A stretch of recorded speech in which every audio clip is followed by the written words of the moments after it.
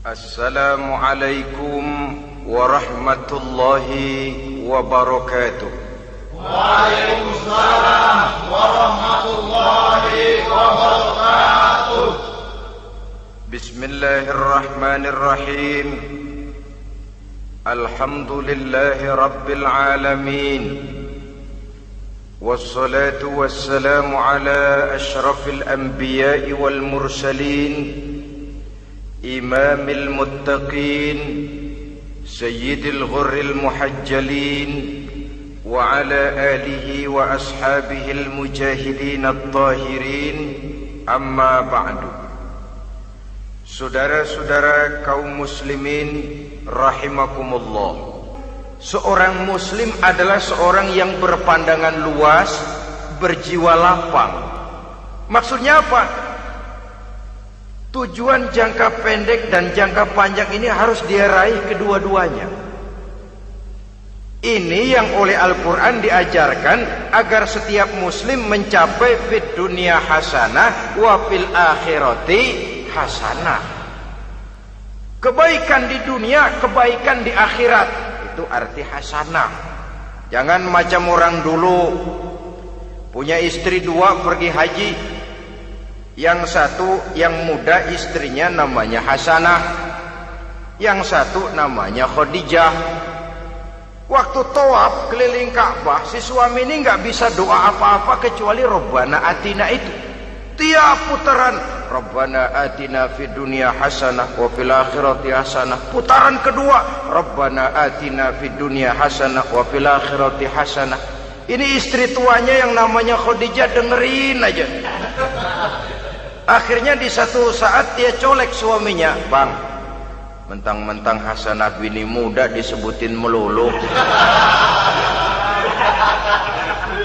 Saya dong disebutin dalam doa." "Iya deh, ntar putaran selanjutnya." Suaminya blow on juga. Putaran kedua dia baca Rabbana Atina fid dunya hasanah wa fil akhirati Khadijah.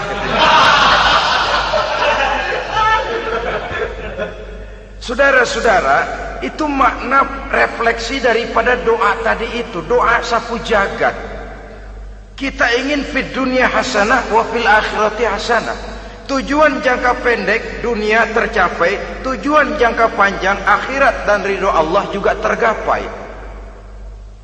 Oleh sebab itu Al-Quran menjelaskan, wabtaghi fima atakallahu ad-daral akhirah wa la tansa nasibaka minad dunya.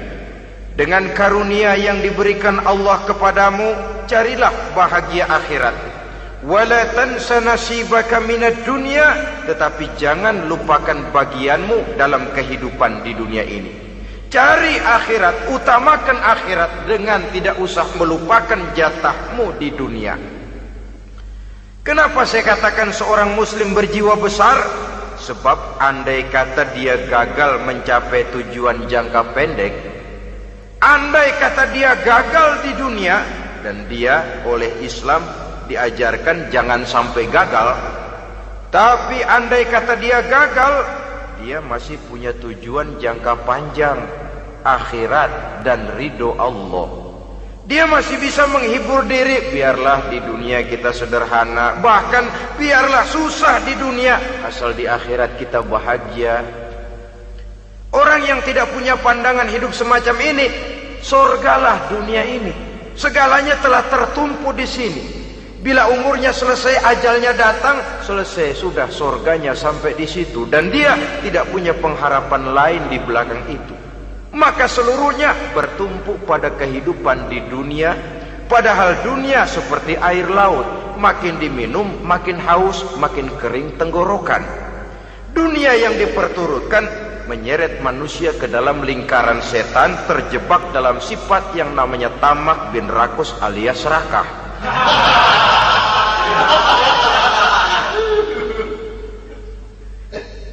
Andai kata dia gagal untuk tujuan jangka pendek, dia masih punya tujuan jangka panjang, akhirat. Dia masih sanggup berkata, biar di dunia kita sederhana, bahkan biar kebelangsak sengsara susah di dunia, asal di akhirat kita bisa bahagia. Kan masih ada harapan. yang paling bangpak, paling rusak betul. Sudah di dunia sengsara, di akhirat celaka. Di dunia rumahnya gubuk, pinggir kali miring, asal hujan bocor, utang selebar warung. Bayang kagak, ngaji enggak, puasa enggak, saban malam merit mulu. Saudara hadirin yang saya hormati, lalu kapan mau bahagia kalau sudah di sini susah, di sana akan susah juga. Ini yang pertama, seorang muslim, seorang yang optimis, berjiwa besar, luas pandangan. Kegagalan dia dalam jangka pendek tidak menyebabkan dia melupakan tujuan jangka panjang. Yang kedua, positifnya apa? Cara dia mencapai tujuan jangka pendek diwarnai oleh keyakinan adanya tujuan jangka panjang. Dia memang benar cari harta, tapi karena dia yakin ada akhirat, Allah ridho apa tidak. Ini positifnya. Saya memang cari duit, tapi dengan cara ini Allah ridho apa tidak. Saya memang ingin berpakaian yang rapi, tapi dengan tidak menutup aurat begini, Allah ridho atau tidak. Saya memang bergaul menghormati teman, tapi terjebak dalam minuman keras karena menghormati teman, Allah ridho apa tidak. Ini orang yang punya tujuan jangka panjang. Segalanya diberikan bingkai dengan pertanyaan, Allah ridho atau tidak. Keyakinannya terhadap tujuan jangka panjang mewarnai gaya hidupnya di dunia ini, mencapai tujuan jangka pendek tadi. Mau minum, Allah ridho apa enggak ini? Mau makan, yang saya makan Allah ridho apa enggak ini? Pendeknya apapun yang mau dia kerjakan, karena dia punya keyakinan tujuan jangka panjang, dia selalu menimbang terhadap ridho Allah tadi. Jadi tanpa prestasi ibadah, kita nol besar dalam pandangan Allah. Ini nilai manusia yang hakiki di sini. Ini makna inna akramakum indallahi atqakum. Di akhirat nanti kan tidak pernah akan disidang, kamu pendidikan setinggi apa? Tidak. Gelarmu berapa renteng? Profesor, doktor? Tidak. Akhirat hanya menyidang kau sholat atau tidak, kau puasa atau tidak, kau zakat atau tidak. Diberikan kamu harta yang banyak, dari mana kau dapat, kemana kau belanjakan. Prestasi ibadah itu yang ditanya. Setinggi apa pendidikan, sebanyak apa pengalaman, no problem. Tidak jadi masalah di akhirat itu. Prestasi ibadah itu yang akan kita persembahkan di hadapan Allah. Itu makna inna akramakum indallahi atqakum. Kerbau dinilai dari dagingnya, makin gemuk makin mahal harganya. Tapi ada perkutut lebih mahal dari kerbau. Perkutut itu mahalan mentahnya loh daripada matangnya. Karena harga perkutut pada suaranya. Lalu di mana harga manusia yang paling gemuk? Tidak. Suaranya, oh kalau manusia dinilai dari suaranya, barangkali Madonna nomor awal masuk surga. Hanyalah dengan prestasi ibadah kita bisa mencapai tujuan jangka panjang, akhirat dan ridho Allah. Nah baiklah ya, kalau sudah jelas bahwa kita punya dua tujuan jangka hidup, jangka pendek dan jangka panjang, bagaimana Islam mengajarkan kita meraih dua ini? Pada prinsipnya Islam mengajarkan sistem keseimbangan.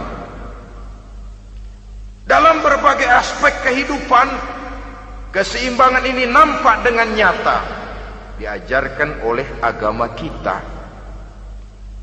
Seperti ayat yang saya bacakan tadi. Dengan karunia yang diberikan Allah kepadamu, cari negeri akhirat, tapi jangan lupakan bagianmu di dunia ini. Dalam bentuk yang lebih nyata, bekerjalah untuk duniamu seolah kau akan hidup buat selamanya, tapi bekerjalah buat akhiratmu seolah kau akan mati besok. Manifestasinya dalam kehidupan, misalnya orang kaya diperintah membantu yang miskin, tapi orang miskin dianjurkan berusaha. Jangan mengandalkan hidup kepada yang kaya, seimbang. Kamu kaya, betul Pak, bantu yang miskin. Kamu miskin, iya Pak, berusaha. Seimbang. Tuan rumah diwajibkan menghormati tamu, tamu diwajibkan tahu diri, seimbang. Jadi bagaimana kalau sudah kita bekerja di sawah, di ladang, di pasar, di kantor, anggap kita akan hidup selamanya agar timbul gairah kerja. Tapi kalau sudah sholat, anggap kita akan mati besok supaya timbul khusyuknya. Nah, titik tekannya di mana? Stresnya itu. Walaupun Islam mengajarkan sistem keseimbangan, tapi Al-Quran tetap menggarisbawahi walal akhiratu khairul laka minal, bahwa bagaimanapun seimbangnya, akhirat itu lebih utama daripada dunia. Bagaimana implementasinya? Kata orang-orang tua, kalau kita menanam padi, rumput pasti tumbuh, tapi nanam rumput jangan mimpi tumbuh padi. Maksudnya apa? Kalau satu perbuatan kita niatkan karena Allah, dunianya pasti ikut. Tapi kalau satu perbuatan diniatkan karena dunia semata-mata, akhirat akan hilang. Sebab itu, biasakanlah berbuat sesuatu baik untuk tujuan jangka pendek, lebih-lebih untuk tujuan jangka panjang, dengan motif lillahi ta'ala. Jadi saya ulangi, satu perbuatan kalau sudah diniatkan karena Allah, dunia biasanya ikut. Tapi kalau diniatkan karena dunia semata-mata, akhirat akan luput. Padahal itu titik tekannya, walal akhiratu khairul laka minal ula. Saudara-saudara kaum muslimin rahimakumullah, ini tujuan hidup. Jadi landasan tempat kita bertolak sudah jelas, pantai yang akan kita tuju dalam kehidupan ini juga sudah nyata. Kita ingin mencapai apa yang dinamakan fid dunya hasanah wa fil akhirati hasanah. Untuk itu perlu ada keseimbangan, tetapi titik tekannya tetap akhirat lebih utama daripada kehidupan dunia ini. Sekarang kalau sudah ada dasar hidup, sudah ada tujuan yang akan kita capai, tentu harus ada alat untuk mencapainya. Semuanya perlu sarana. Bahkan pada hakikatnya dalam kaidah usul fikih, para ulama mengajarkan lil wasail hukmul maqasid. Sarana dan tujuan hukumnya sama. Ini mestinya mendidik umat Islam jadi pinter. Jangan cuma berpikir melaksanakan satu pekerjaan, tapi juga berpikir menciptakan sarana untuk terwujudnya pekerjaan itu. Misalnya umat Islam wajib pergi haji kalau mampu, kan begitu toh? Kalau dia umat Islam Indonesia, tentu pergi hajinya ke Mekah. Mekah, Jeddah, Mekah, Indonesia, perlu sarana angkutan untuk sampai ke sana. Kapal laut, kapal udara. Artinya umat Islam harus maju di bidang teknologi, bisa menciptakan pesawat, bisa menciptakan kapal laut, sarana yang akan menyampaikan dia untuk bisa melaksanakan ibadah haji.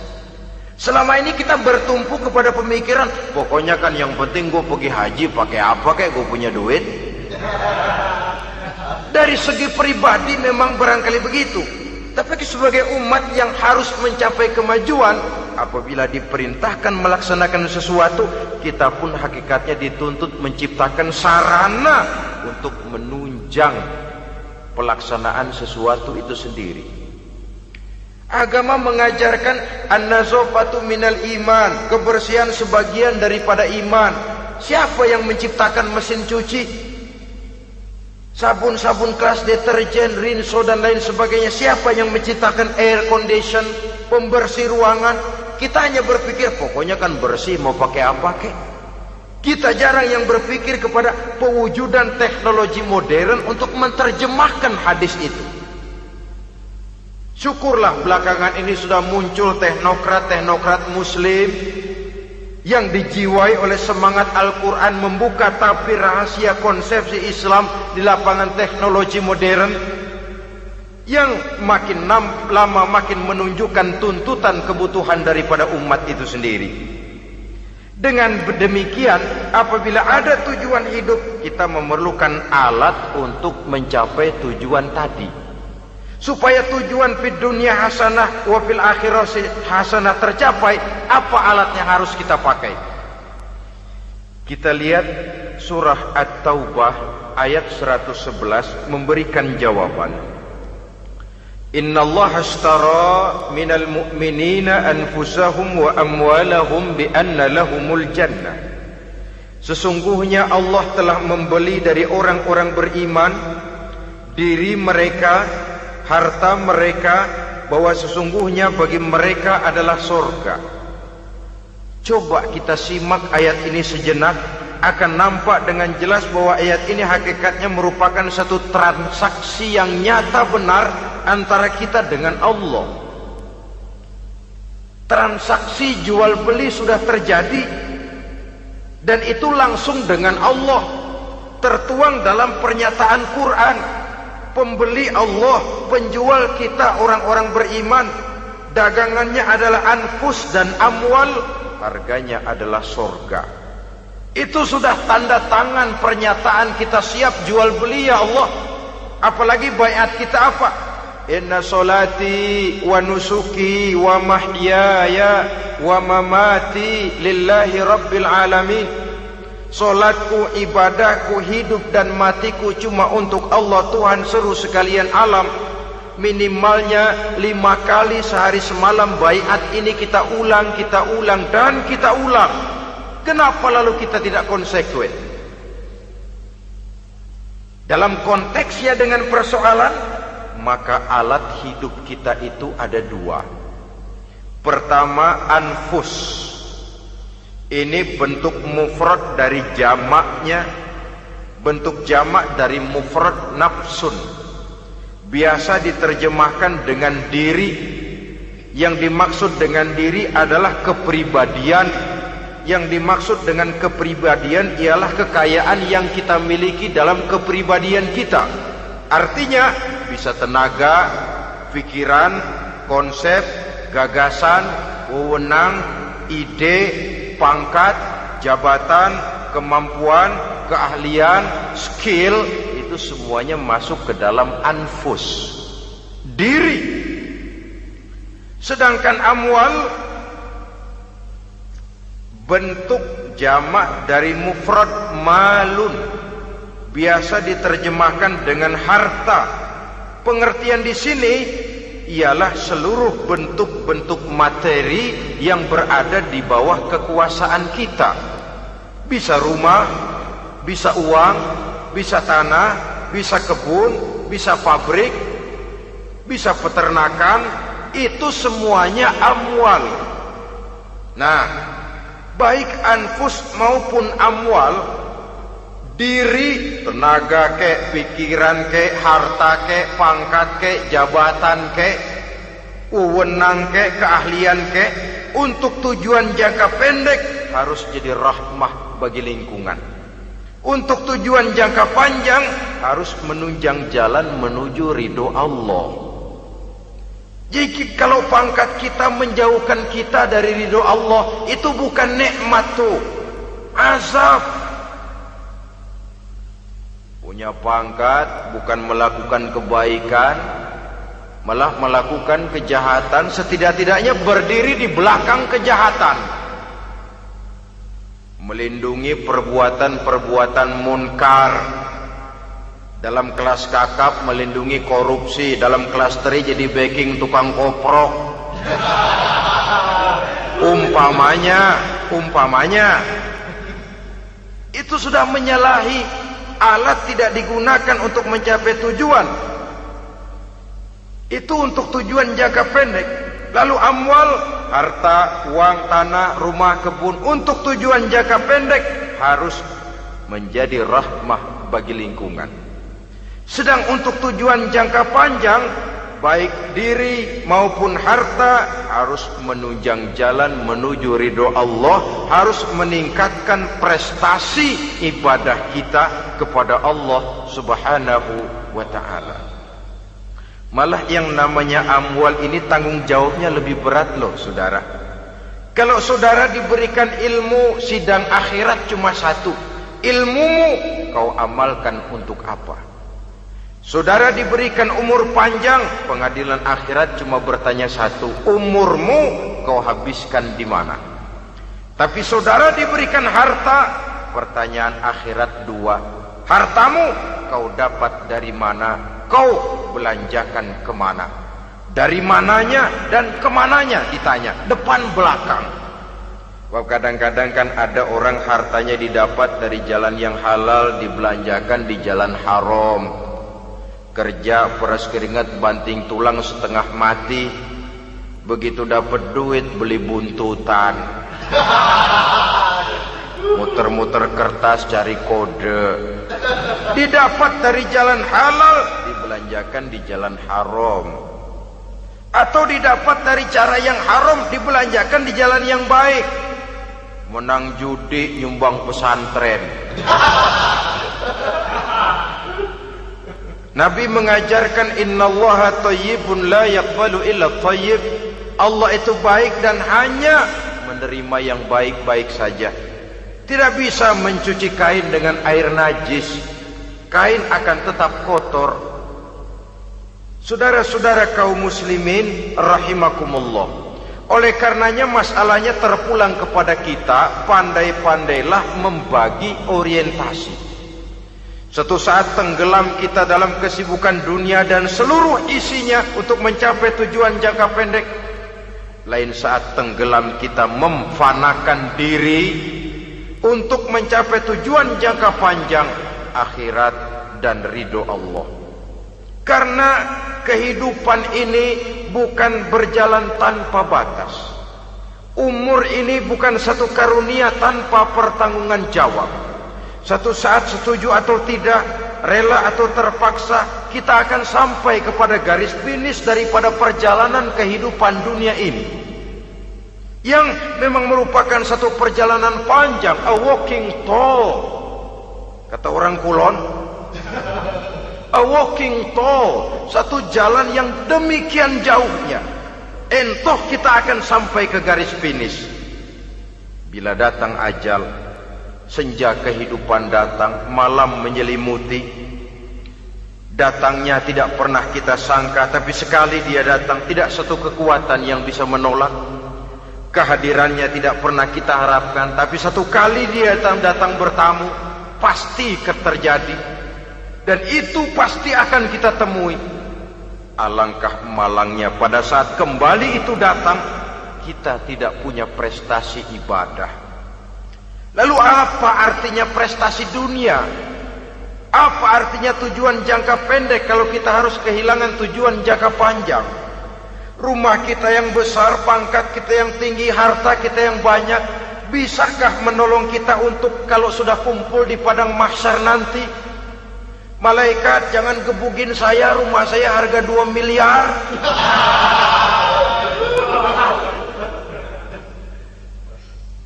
Sudahlah malaikat, damai saja, itu Rolls Royce saya. Pakai saja malaikat, pakai. Kata malaikat, gue budak, gue nggak butuh gituan. Hanya prestasi ibadah yang bisa menyelamatkan kita pada kondisi semacam itu. Jadi oleh karena itu saudara-saudara, biar di dunia ini rumah kita besar, mobil bagus, uang banyak, pabrik ada, usaha lancar, asal di akhirat masuk surga aja. Gak apa-apa. Daripada di dunia sengsara, di akhirat neraka, senangnya kapan? Sudah di sini sengsara, di sana keblangsak. Itu yang orang-orang tua bilang lacur kuda namanya. Pelan dipecut, kenceng digentak, setengah mati, serba salah. Kuda kalau bisa ngomong, gue setengah mati, serba salah. Pelan dipecut, kekencengan ditarik, itu yang namanya lacur kuda begitu. Serba salah posisinya. Untuk itu pandai-pandailah membagi orientasi supaya tercapai tujuan ideal ini, fid dunya hasanah wa fil akhirati hasanah. Ini tentang tujuan hidup. Nah, untuk mencapai tujuan ini kita tidak berjalan sendiri. Kita perlu teman hidup. Di samping teman hidup ada pula lawan hidup. Siapa teman hidup kita untuk mencapai tujuan hidup ini? Dalam arti sempit, teman hidup kita suami istri yang taat kepada Allah. Suami istri lebih dari sekedar satu pasangan, juga saling melengkapi, merupakan bagian daripada kehidupan. Suami adalah teman istri, istri adalah teman suami untuk mencapai tujuan hidup tadi, mencapai fid dunya hasanah wa fil akhirati hasanah. Seiring, seirama, selaras, serasi, seimbang, kata orang sekarang. Teman dalam arti sempit. Adapun teman dalam arti luas, setiap orang yang pandangan hidupnya sama dengan kita, setiap orang yang akidahnya sama dengan kita, terlepas dari suku bangsa apapun, warna kulit apapun, bahasa apapun, jikalau keyakinannya sama, pandangan hidupnya sama, dia adalah saudara kita dalam artian yang luas. Islam tidak kenal teritorial, maka tidak ada itu Islam Jepang. Ya walaupun secara formalnya ada, tapi informal Muslim adalah Muslim, diikat dengan akidah. Itu teman hidup. Lalu lawan hidup siapa? Pertama iblis, dalam segala bentuk dan implementasinya. Yang kedua, setiap orang yang pandangan hidupnya tidak sama dengan kita secara ideologis, itulah lawan hidup kita. Maka yang teman jadikan teman, yang lawan jadikan lawan. Jangan teman dijadikan lawan, lawan dijadikan teman. Itu namanya kopiah dipasang di kaki, pak bakyak naik ke jidat. Wajar kalau kepala lalu jadi benjol. Salah milih teman, salah cari lawan. Salah milih teman, salah cari lawan. Akibatnya kita yang akan susah di kemudian hari nanti. Saudara-saudara kaum muslimin rahimakumullah, oleh karenanya pandai-pandailah dalam hidup ini. Yang teman jadikan teman, yang lawan jadikan lawan. Kalau lawan kita jadikan teman, sementara teman kita jadikan lawan, dan itu yang banyak terjadi dalam praktek kehidupan, kita tidak akan bisa mencapai tujuan karena akan tertarung di kaki sendiri. Nah, ini sajalah yang kita bicarakan pada pertemuan kali ini. Mudah-mudahan ada manfaatnya. Terima kasih atas segala perhatian. Mohon maaf atas segala kekurangan. Usikum wa nafsi bitaqwallah. Wassalamualaikum warahmatullahi wabarakatuh.